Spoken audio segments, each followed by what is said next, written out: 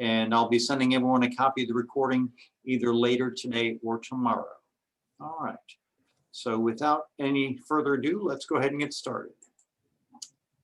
So this is the format of today's session. We've got a PowerPoint presentation that we're going to go through. That'll take about 30 minutes. At the conclusion of the presentation, we'll open it up for general questions. This session is very informal, and you're welcome to ask questions at any point throughout the presentation. If you do ask a question that's going to be addressed in another slide or two, we may ask you to put that on hold briefly just till we get to that. Also, if anybody has any chat questions they want to submit that way is fine. Feel free to submit it either verbally or via chat, and we'll still get to those questions. Also, we've got Dr. Jean Davis, director of the PhD program, joining us today, and I want to take a minute to introduce her. But Dr. Davis is going to be discussing the logistics of the program and answering your questions. And Dr. Davis's research focuses on the study of sleep and circadian sleep rhythms and disruptions. So welcome, Dr. Davis. Thank you very much. All right. Let's continue. So I think we've already done the sound check, so I think we're good there. I think we could skip this part. All right. Here is the agenda for today's session. Some of the things we're going to talk about today are going to be true across all PhD programs, and some are specific to the USC College of Nursing. Again, I want to emphasize this is very informal, and you're certainly welcome to ask questions at any point throughout the presentation. Before we get started, does anybody have any specific questions? And we'll make sure when we get to the appropriate part in the presentation, we address those. So any specific questions before we jump in?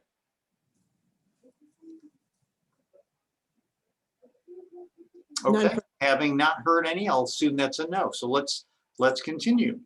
All right, what's the difference between a PhD and a DNP program? At this point, Dr. Davis is going to take over and give us an overview of the program. Okay, well, welcome everyone. And I wanted to start by talking a little bit about the PhD and how it differs from the DNP.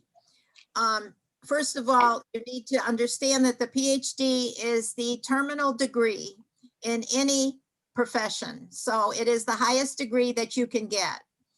And where a DNP is not a terminal degree in nursing, the PhD is. So that is one big difference.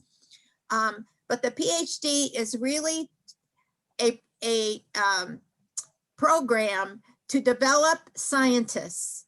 So, and as nurse scientists, we create new knowledge. And so this particular program develops you as a scientist. And the fact that you're a nurse, which is your area of expertise, would then make you a nurse scientist. And the nice thing about getting a PhD is that you have lots of career opportunities. You can get into academia and teach and do research. You can work in health systems. Lots of different hospitals today hire nurse scientists to do research in the hospital. You can work in government. There's the National Institute of Health, just as an example, where you can work and actually do research on campus. And there's also different clinical settings in which you can work. So that there's lots of opportunities in terms of the types of careers you can pursue once you get a PhD. The DNP is very practice focused. So if you're really interested in leading practice, improving practice, then the DNP may be a more appropriate option. And it's usually for clinical practitioners. Actually, you utilize the knowledge that nurse scientists are obtaining to study how that works with patients. And frequently today, leaders in clinical practice are DNP prepared folks. Next slide. Thank you.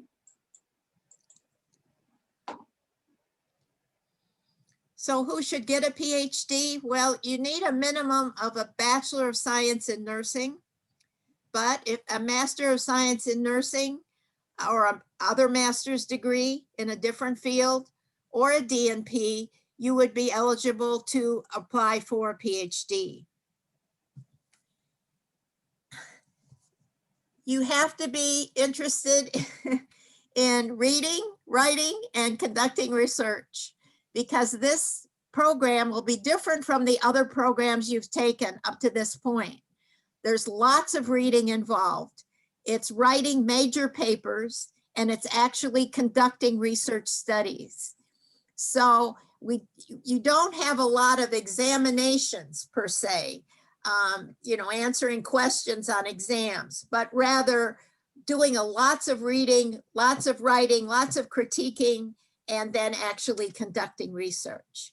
An important piece to this is, if you're really interested in getting a PhD in nursing science, is how curious you are about various aspects of nursing.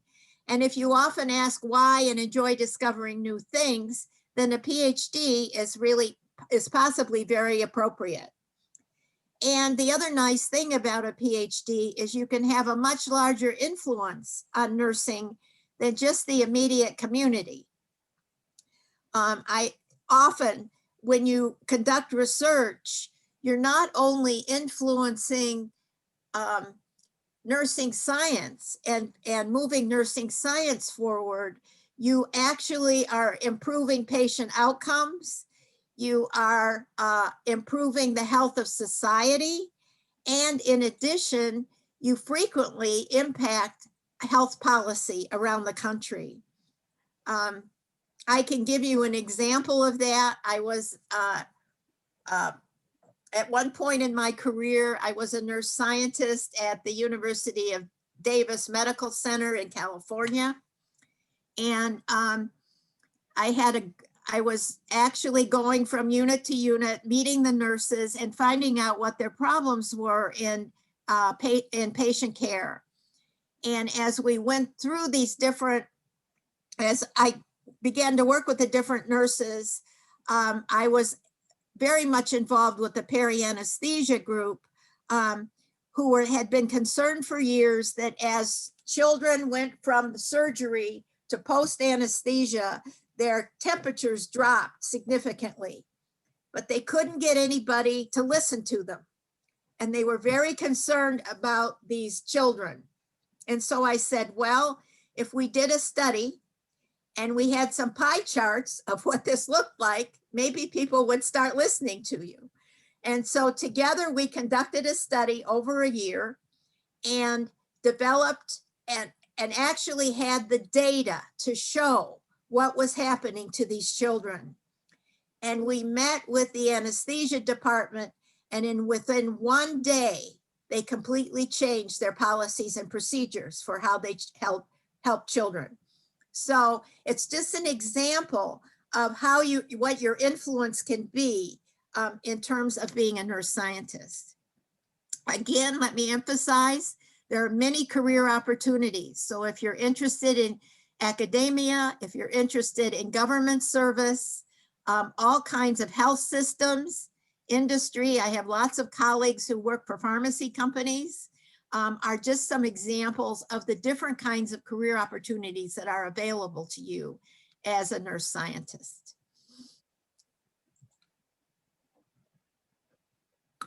So what is included in a PhD program, and including this is our PhD program?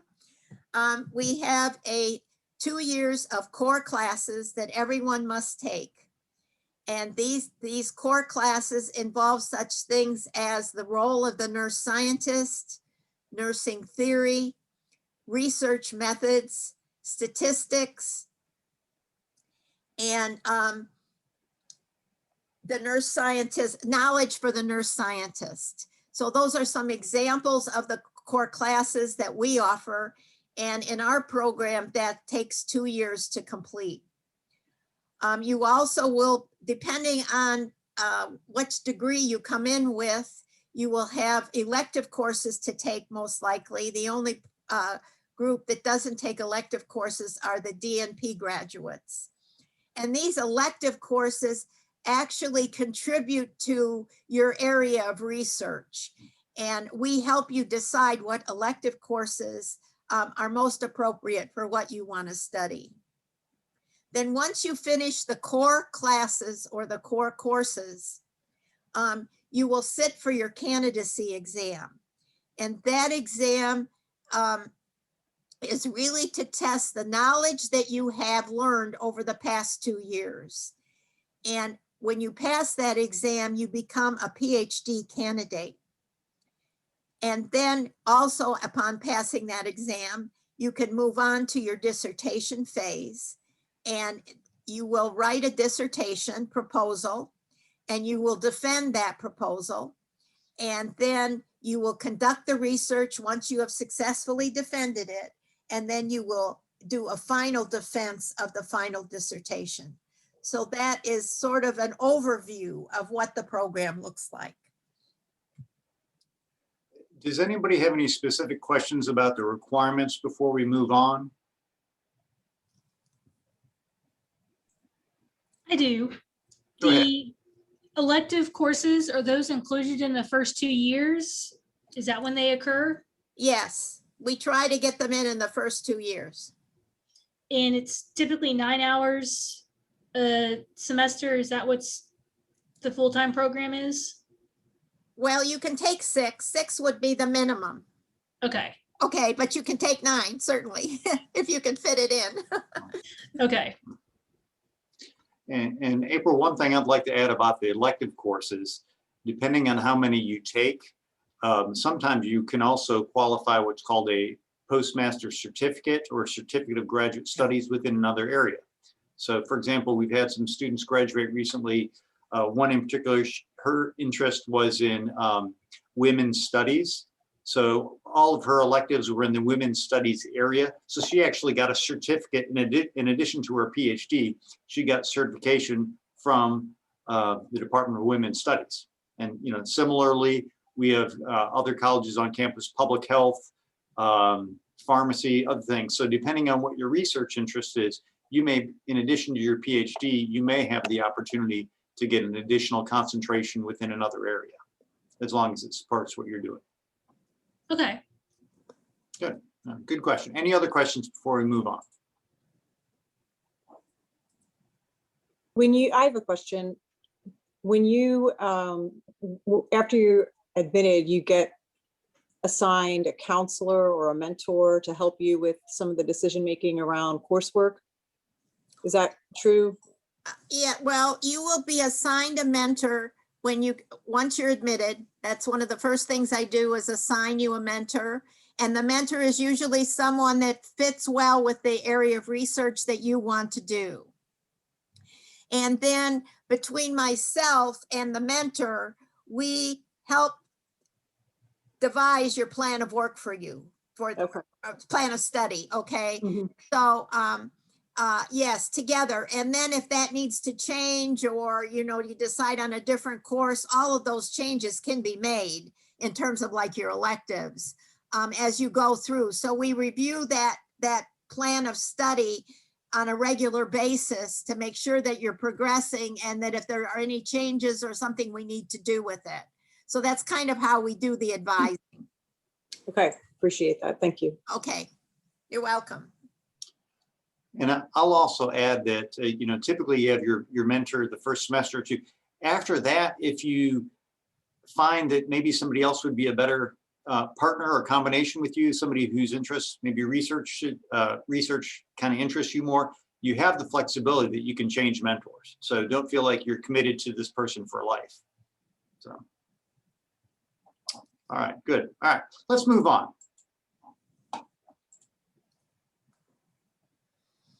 So why come to USC to get your PhD?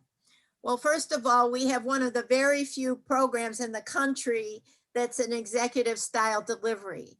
And this means that you come to classes once every 4 weeks over a 2-day period. So in other words, we've kind of collapsed the in-class or face-to-face delivery of the material and at one point in time each month. And right now that those courses are offered on Fridays and Saturdays. We use Blackboard as the learning management system. I don't know how many of you are familiar with that. And so Blackboard is where you get all of the information about the course. You have the different assignments due. You also on Blackboard will have lectures posted and different kinds of activities that you're involved in, including discussion groups. And so that you're actively involved throughout every week. However, the face-to-face occurs once every 4 weeks. You do get an individualized program of study in terms of the fact that we do look at individualizing your electives, and also different types of, we have a course 898 that's a research internship, which then you can actually individualize what you want to get out of that course and work with a faculty member on their research as well as your own research. We have a faculty mentorship program, which I've already mentioned, that you will be assigned a mentor when you first enter the program. I consider mentorship the most important aspect of a PhD program, so we really emphasize it here. And it is actually tied to the funding. As long as you are full-time in the program, you will have full tuition for the first 2 years that you're in the program. And that's partly because you're working with a faculty mentor, and you will be working with them on their research so that you get experience conducting research. And that is why the dean is able to support you with tuition. I also want to say that we're one of the very few programs in the entire country that offers full tuition to our PhD students. It's one of the biggest difficulties I hear all the time nationally that PhD programs are having, that students can't afford to get the PhD. And let's see, Scott already talked about opportunity. You do have opportunities for interdepartmental research. We actually have faculty on our in our college who are from different fields, and we really kind of emphasize doing interdepartmental research. And he also talked about certificate of graduate studies. In terms of additional funding, we actually push you, and I actually do the pushing, but we push you to apply for different types of scholarships. We're going to push you to get grant funding for your dissertation. And we've been very successful in doing that. We right now have approximately 20 different types of external scholarships our students have as a result of their work they want to do research in. And so I'm feeling very positive about that. And you should know about this additional funding because that will help you also. And are there any questions about this, about our program specifically? What is the minimum course requirement that's considered for full funding? 6 credits. 6 credits, okay. Okay, that's 2 courses. All of our courses are 3 credits, Maria. Yeah. Okay. Just wanted to make sure we could still work. Well, that's sort of part of what the executive style was set up to be, so that you could work. I guess I failed to say that, but. Appreciate that, appreciate that. Okay. Are you meeting face-to-face right now, or what are you doing with COVID protocols? We're doing virtual face-to-face. So we have our virtual, all of our courses had to go virtual this year. And, but it's face-to-face in that it's sort of like this. But, and that's worked well. I think the biggest downfall is that you don't get as close a contact with your cohort, which we find to be very important. So Mhm. we're expecting to go face to face for real in the fall. That's our plan right now, but you know, things are kind of fluid, so you don't know what's going to happen. But right now, that is the plan. And I also want to piggyback on something that Dr. Davis mentioned earlier, as far as the additional funding. In addition to encouraging students to apply for grants and other scholarships, we also encourage them to present at conferences and things like that. And if you are selected to go to a conference, often we will pay some, if not all of those expenses. Could be conference registration, could be the transportation, could be the hotel, the food, that sort of thing. So there's opportunities for that. And again, we really do encourage students to participate in those activities.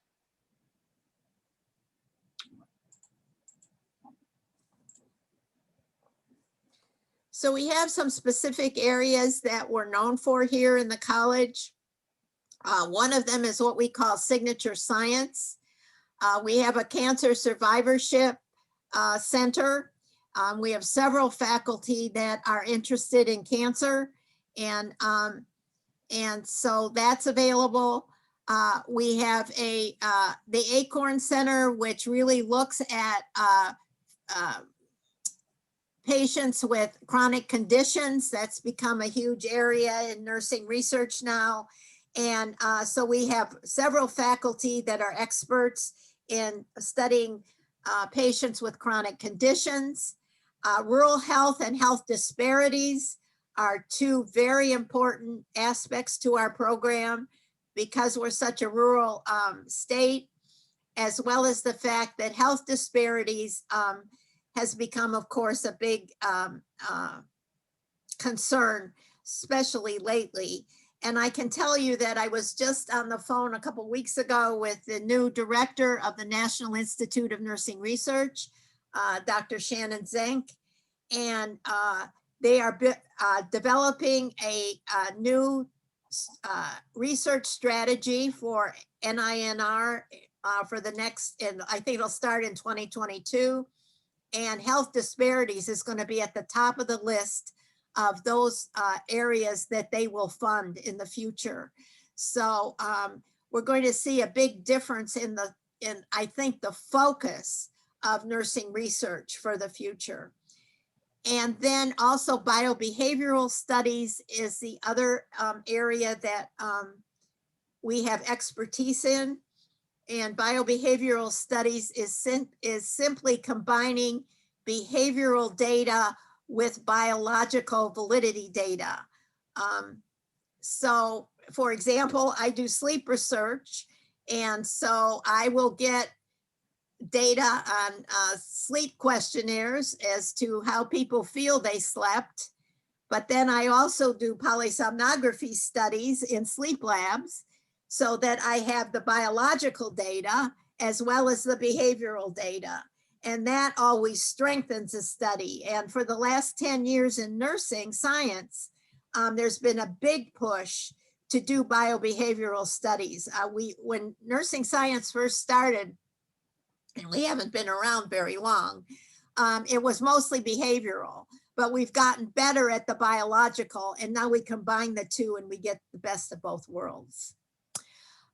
We also have emerging science areas, and this is technology and health, especially big data. And big data is going to be another area that the NINR is going to be funding in the future. Mental health, we have faculty experts in mental health, and family and child health also are emerging sciences in our school. And then in terms of methodological expertise, we have a lot of methodological expertise here. We have quantitative researchers, we have qualitative researchers. You'll be taking courses in both of those. And then we also now have a lot of interest in mixed methods, meaning combining the two. And you'll be taking courses in that. So that's what we have to offer in terms of our research strengths here at U of SC.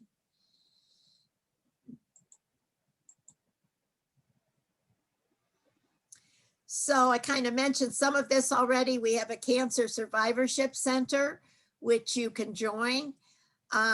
We have the Center for Advancing Chronic Care Outcomes through Research and Innovation, which is the Acorn Center I talked about. We have a Center for Nursing Leadership, and we also have a simulation lab.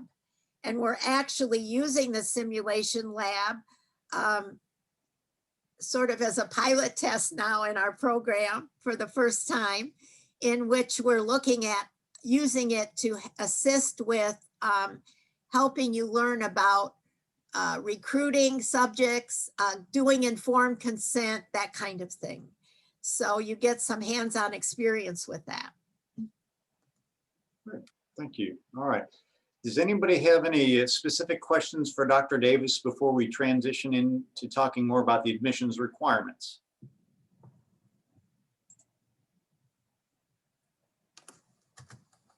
Okay. All right. Well, let's move on. Oh, sorry about that. I was trying to No, get you're my fine. audio Go ahead, on. Jacqueline. So I live right over across the state in Georgia, right outside of Augusta. So when we're talking about research, do we have to focus in on the South Carolina part of the research, or can we do kind of a combined South Carolina, Georgia research? Well, you can conduct your research with any population anywhere. Okay, Okay. good. Okay, that's what I was just wondering if Yeah. it was more of a narrow scope or if I could. No, you can, no, you'll have the chance to decide what patient population you want to use, or what maybe it's a community population. I didn't mean to just say patient, but, and then and then that all gets set up with your mentor as well as with your dissertation committee. And they will help you decide all of that, but we don't have any limits that it has to be done in South Carolina or anything. Okay. Okay. Gotcha. Because we in fact have students right now that are surveying people across the country. So Oh, cool. Okay. And so international. I don't think you Yeah. need to be concerned about that. We also have students right now that live in Georgia too. So Oh, cool. Good stuff. All right. Thank you. you're welcome. All right. Any other questions? All right. All right, so let's talk about admission. So as already mentioned, you need to have a BSN, but you could either come in with just a BSN or MSN, DNP, or another master's degree.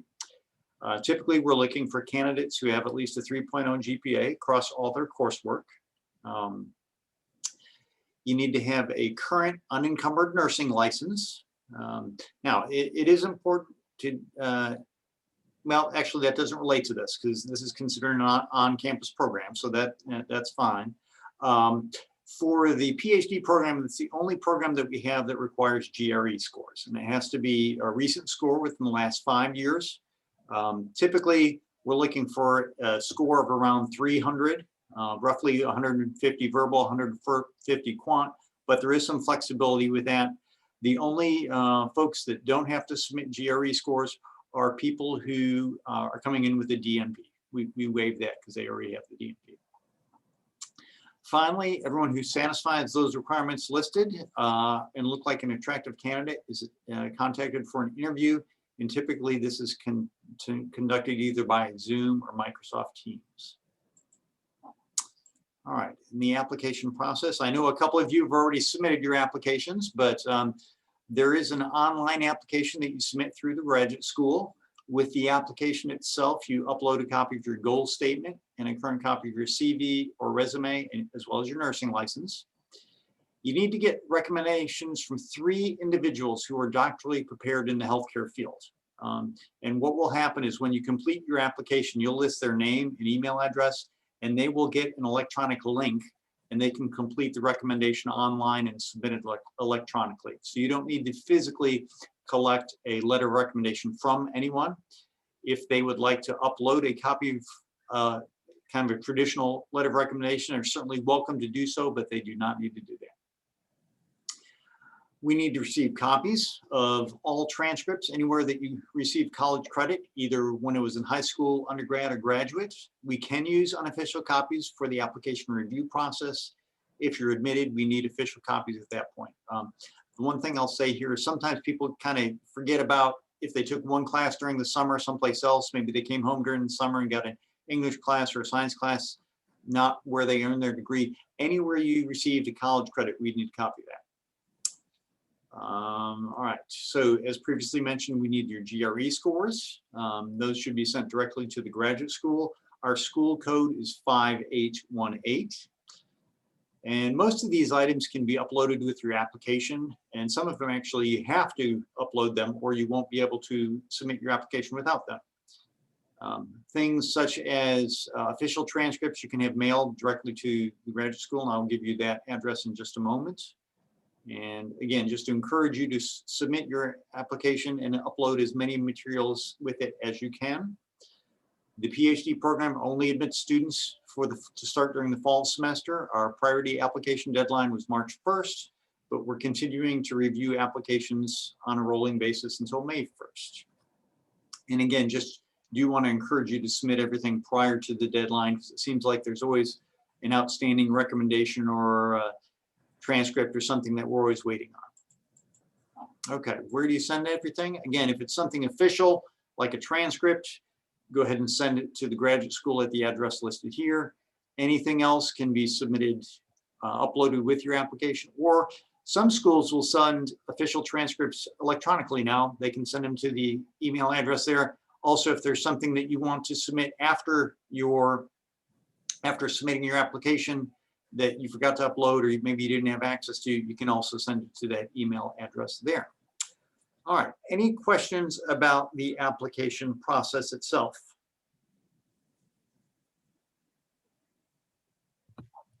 I have a question. Yes. In regards to the references, do they all have to be PhD prepared or can they be DNP? We say they have to have a doctorate in a healthcare field. So the preference would be PhD. Gotcha. But I think we'll take DNP as well. Dr. Davis, do you want to address that at all? Yes, we would take DNP and we also take MD, but we would, if you knows people with PhDs, it's helpful because frequently these others can't speak to PhD kind of work. Okay, that works. Thank What we're you. looking at, but it doesn't, but we will accept them. If there's somebody that has a DNP that can speak to you, that's fine. Okay. But if you can include PhD people, it would be better. Gotcha. Thank you. Okay.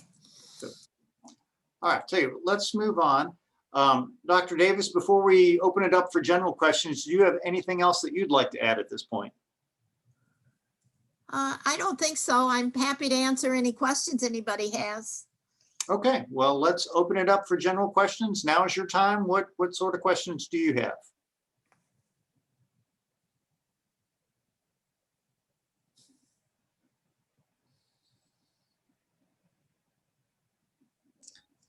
So one of my questions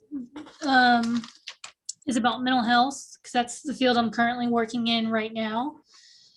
You mentioned working with other departments for research. Do you ever work with like the Department of Psychology or School of Social Work or any of those programs? Yes, definitely. And we would encourage that a lot because basically nursing research has gone from being a single kind of principal investigator to interdisciplinary teams because it's too hard to do everything by yourself. And so, yes, we would encourage that, and we would help you develop those relationships with whoever, whatever you felt would work best for you, depending on your study.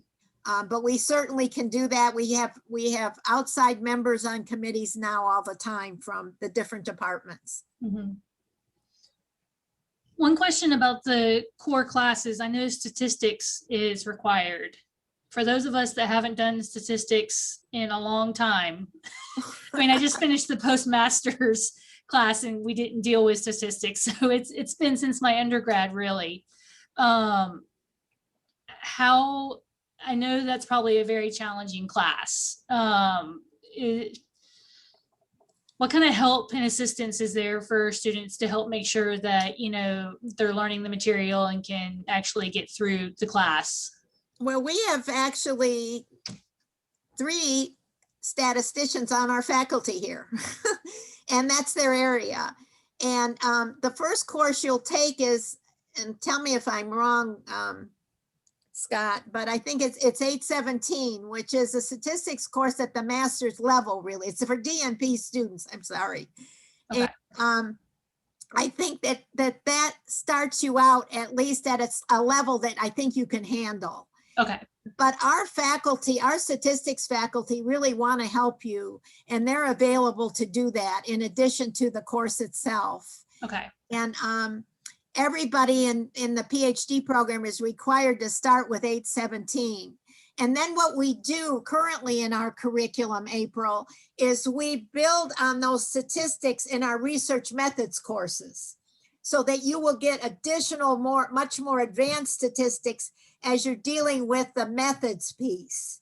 So Okay. we teach you research design and all of those kinds of things related to actually putting a proposal together. We also are building on your statistical background. Okay. So, you know, I think you can do it. I think students have done it and it hasn't been a problem, and they've Okay. sort of been where you are. So, and that's kind of why we do it that way with Okay. 817.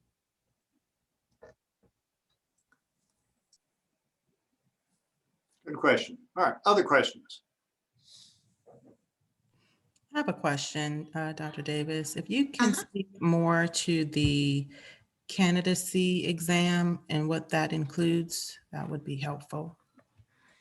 Well, the candidacy exam, and this is true of all PhD programs anywhere in the world, there is a candidacy exam. It's called a qualifying candidacy exam here at U of SC. And basically, qualifying means that you have gotten the background that we feel is good enough that you can go on and do research. And so basically, we test you on the basic areas that we feel you need to know in order to be a scientist. And the questions come directly from the courses you've taken. So that's kind of the nice part. Although basically when you think of qualifying exams, faculty can ask you any question they want to. They expect you to know it, and they actually push you till you don't know it anymore. Now, because you don't know it doesn't mean you won't pass, but what they're trying to find is at what level are you right now? And are you ready to go on to the next stage? So that's what that's about. Now, our exam is actually a take-home exam here. You have 7 days to write the answers. And right now it also has an oral component. I don't know if that's what it's going to exactly look like, when you are admitted, but for right now, that's what it looks like here. I don't know if that answers your question. Yes, it did. Thank you so much. Oh, okay, all right. And I also just want to comment on all of our exams, including the qualifying exam and the dissertation proposal, which is called our comprehensive exam. We don't let you go ahead unless we think you're ready. We don't want people to fail. So the idea is that we're not going to push you to do it if we don't think you're ready to do it. And that's another kind of good thing. And the other piece too is that you have 2 tries, so that if you don't do well the first time, you do get a second opportunity.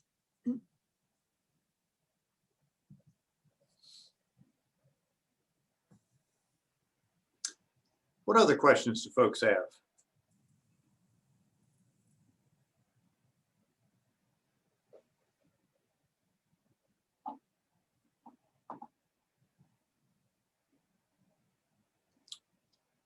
Well, I'll tell you what, while you're thinking of additional questions, we've got a few more things we want to share with you.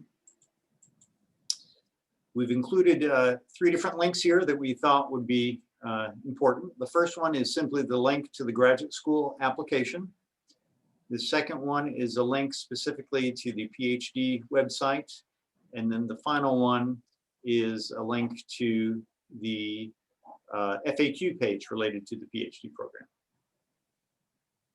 Okay, and there is our contact information. Feel free to reach out to Dr. Davis or myself. We're happy to answer any questions you have. And I did want to share, this is a photo of now our second year PhD students.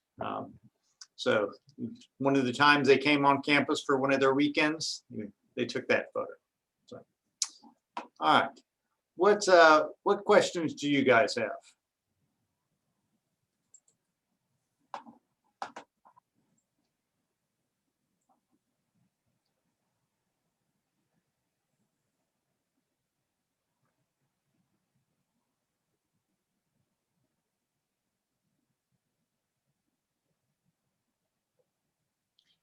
I realize that sometimes people have questions that maybe they don't want to ask in front of the group. So if you'd like to follow up with Dr. Davis or I afterward, you're certainly welcome to do so. Again, do want to remind you, I'll be sending a copy of the recording as well as a copy of the slideshow to everyone, hopefully later this afternoon. But any other questions before we log off? I want to be respectful of everyone's time today.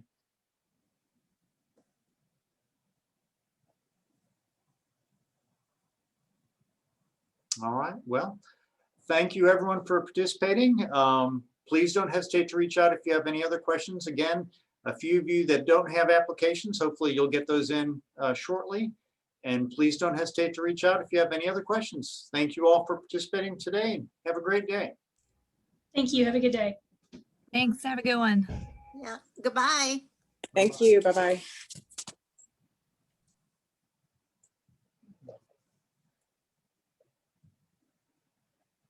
Larry, are you still there?